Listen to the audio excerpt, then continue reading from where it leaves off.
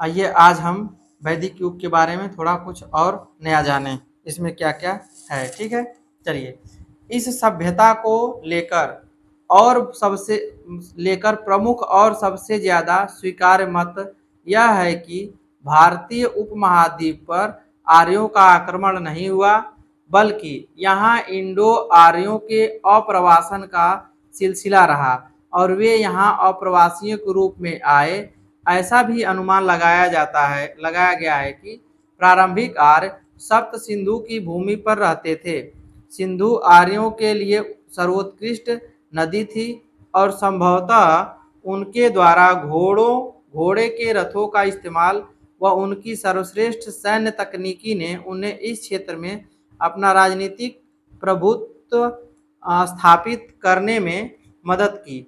इस क्षेत्र में 7 नदियां बहती थी। सिंधु और उसकी 5 सहायक नदियां झेलम, जिसको विस्तता, ब्यास, इसको बिपाशा, चिनाब, अस्किनी, रावी, पुरुषड़ी, सतलुज, सतुद्री और सरस्वती, इतनी नदियां बहती थी। 7 नदी। आधुनिक सरस्वती नदी जो तो है वो आधुनिक घग्गर नदी, हाकरा, घग्गर आकरा। इस नदियों के अंतर्गत पूर्वी अफगानिस्तान, पंजाब, पश्चिमी उत्तर प्रदेश के किनारे के ज़्यादा क्षेत्र आते हैं।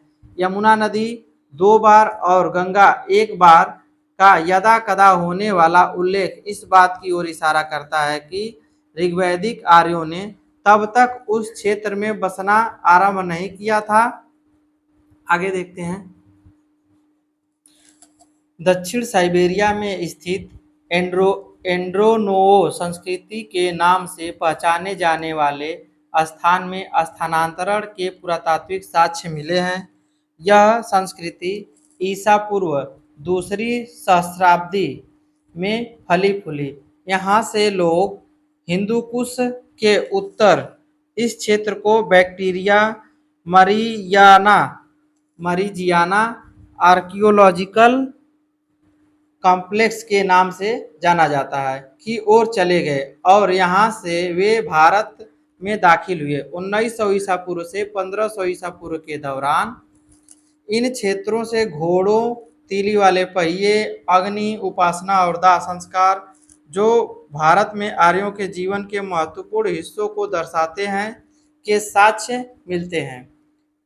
इनके अतिरिक्त कलाकृतियाँ और मिट्टी के बर्तन भी यही दर्शाते हैं कि लोगों ने मध्य एशियाई क्षेत्र से दक्षिण एशियाई क्षेत्र की ओर प्रस्थान किया है। ठीक है, तो आज हम लोग इतना देख लिए। इसके बाद आगे देखते हैं हम लोग। ये आपका है वैदिक कालीन मानचित्र, इसको भी हम लोग देख लेते हैं। वर्णु, गंधारी, कंबोजा, विस्थता, ये आपका नदी है। अस्किनी, मद्रा, पुरुषनी, काथा, कुरुक्षेत्र जिसको बोलते हैं, पंचाला, कोसल, विधेया, बनास, ये सब आप देखें। ये देखिए सिंधु, तो यही एरिया है जिसको हम लोग वैदिक कालीन मानचित्र बोलते हैं। इतने एरिया में ये जो मतलब सभ्यता थी फली फूली है। इसके बाद हम लोग चलिए आगे देखते हैं। देखिए चलिए आगे। ऋग्वैदिक संस्कृति 1500 ईसा पूर्व से 1000 ईसा पूर्व पूर्व वैदिक संस्कृति। आमतौर पर वैदिक ग्रंथों को 2 भागों में बांटा जाता है। पहला आपका पूर्व वैदिक और बाद में उसका उत्तर वैदिक। मगर हाल ही में आंतरिक कार्यक्रम के आधार पर इनका आर्थिक जटिल वर्गीकरण किया गया है, जो कि वैदिक साहित्य को इन भागों में बांटता है। पहला आपका पूर्व वैदिक साहित्य, ऋग्वैदिक संस्कृति 1500 से 1000 ईसा पूर्व। इसमें ऋग्वेद संहिता और उसके परिवार के अन्य ग्रंथ शामिल हैं। इन्हें पारिवारिक पुस्तकों के नाम से जाना जाता है। ऋग्वेद को हम लोग पारिवारिक पुस्तकों के नाम से भी जानते हैं। ऐसा नाम क्यों पड़ा है? क्योंकि उनकी रचनाओं का श्रेय कुछ सिद्ध कवियों के परिवार को जाता है, जैसे कि विश्वामित्र, आत्रि, गुरु वशिष्ठ और भारद्वाज।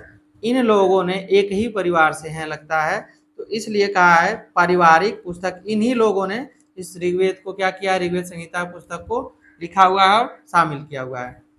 उत्तर वैदिक साहित्य, उत्तर वैदिक संस्कृति 1000 से 500 ईसा पूर्व। इसमें ऋग्वेद संहिता की 1, 8 और 9 और 10 पुस्तकें, सामवेद की संहिताएं, यजुर्वेद और अथर्ववेद तथा ब्राह्मण, आरण्यक और चारों वेदों से जुड़े उपनिषद शामिल हैं। ठीक है, तो चलिए आगे देखते हैं हम लोग कुछ। चलिए अगले वीडियो में हम इसको देखेंगे, क्योंकि हम लोगों का वीडियो लॉन्ग हो जाएगा, इसलिए ना छोटा छोटा हम लोग पढ़ते चलते हैं। वैदिक साहित्य आगे दिख रहा है आपको, इसको हम लोग अगले वीडियो में कवर करेंगे।